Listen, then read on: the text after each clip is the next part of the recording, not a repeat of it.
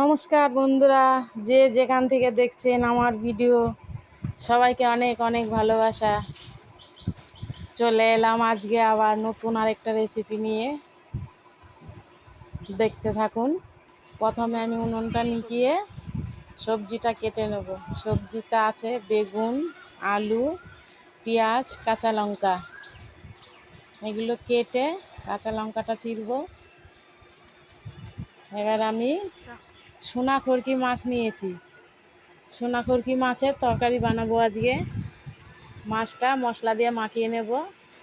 সামান্য একটু লঙ্কার গুঁড়ো, হলুদ, জিরে আর কাঁচা সরষের তেল দিয়ে মাখাবো।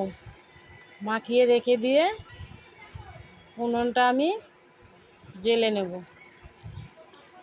উনুন গরম হয়ে গেছে, এবার আমি তেল দেব। তেল দিয়ে ওই তেলে কালো জিরে, শুকনো লঙ্কা ফোড়নে দেব। ফোড়নটা হয়ে গেছে, এবার মাছটা আমি ঢেলে দেব। মাছটা দিয়ে আমি ঝাঁকিয়ে নেব। এরকম দুবার তিনবার ঝাঁকিয়ে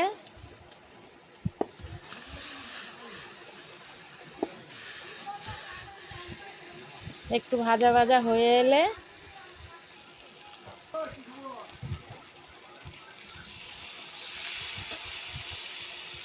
এবার আমি অল্প করে জল দিয়ে দেব। জল দিয়ে খানিকক্ষণ ফুটিয়ে নেব। তোমরা দেখতেই পাচ্ছ কত সুন্দর হয়েছে। এভাবে একবার বানিয়ে খেয়ে দেখবে, একদম মুখে লেগে থাকবে। কত সুন্দর হয়েছে রেসিপিটা।